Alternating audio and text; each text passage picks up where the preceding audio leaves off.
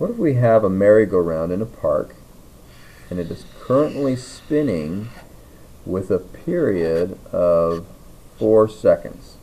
Okay, so the period of rotation is 4 seconds. I'm going to put that as t0. Okay, I'm going to give this a coordinate system here. This will be my theta coordinate system, and this is the 0 point. And let's assume there's a child on this, sitting on the edge of this merry-go-round, and I want to know how many revolutions the child goes through if this merry-go-round spinning with this period, this 4-second period initially, takes 20 seconds to uniformly slow down and stop. Okay, that's my question. How many revolutions does the child go through? So I'm going to pick a coordinate system where the child's located at this time, this t0. Okay, so this is t0 time. And I know that the merry-go-round is moving this way. Okay, I'll choose it to move this way, so this is our omega 0. And it's slowing down, which means I have a backwards arrow of alpha. Now this backwards arrow is it's slowing down because it's opposite the speed. That's what I mean by slowing down. It doesn't mean it's pointing opposite my theta. In this case, that's true only because my speed is in the same direction as theta. When we say slowing, it means that the acceleration is opposite the velocity. So this child goes through some number of revolutions and gets to here. So this is going to be a theta 1 and a t1, and there's going to be an omega 1 at that point. Up here this was a t0, our theta 0, and our omega 0, which I've indicated over there. Alright? So this is our situation. What are we looking for? We're trying to find... Oops, sorry. I jumped ahead. Let me say, what do we know? Well, I guess it doesn't really matter. We're trying to find theta 1. We want it in revolutions. Okay. What do we know to find that? I can always choose my time to be 0 by my coordinate system. My initial angular position is 0. I don't know my angular speed initially, though I do my initial period, which means I should be able to get that angular speed. That's 4 seconds. Okay. That's all my initial kinematic values that I know. I know that I don't know alpha. I know it should be negative once I use it. It should end up being negative, but I don't know its value. Later on, I'm trying to find theta 1. I do know t1. It takes 20 seconds to stop, and I know omega 1. Omega 1 is 0 because it stops. Okay, so these are all the kinematic values that I know, what I'm looking for. The other ones I don't know. There's one more that I do know. The radius of this is r, and it's 2.5 meters. Now that's not a kinematic variable, that's a geometric variable. We're going to write it down. It's going to be important to relate the relate the revolutions to the angular motion. So r is 2.5 meters. Okay, so this is a complete pictorial representation for an angular problem with angular acceleration. So now we want to start. I want theta 1, and I know a lot about time, which is good. I essentially know my angular speed initially, but I don't know my alpha. So I'm going to need to do something else to find alpha. But first, let's try and convert this to a kinematic value.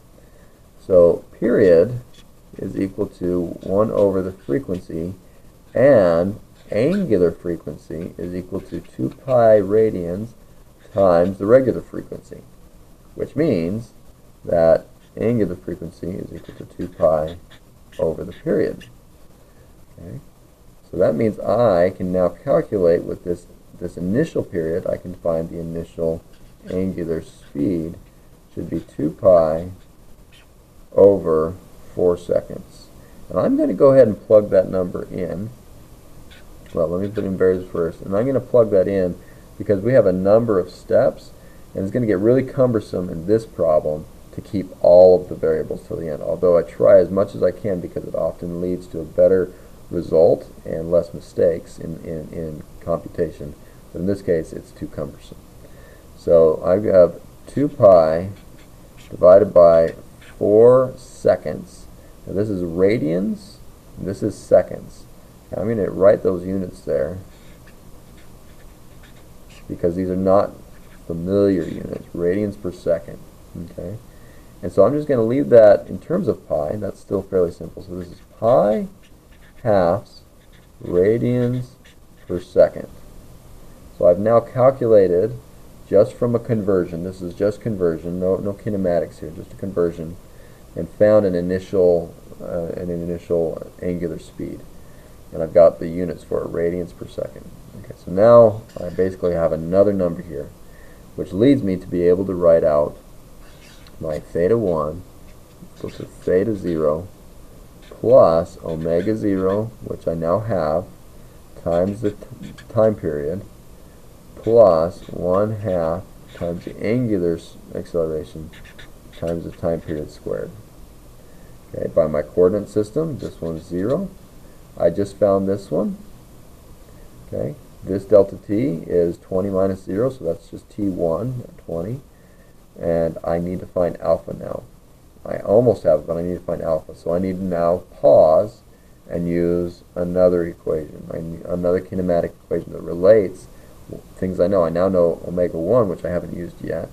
I can use that to find alpha. So omega 1 equals omega 0 plus alpha delta t. Okay, and omega 1 is 0, which means alpha is equal to negative, subtracting that over, omega 0 divided by delta t. Okay.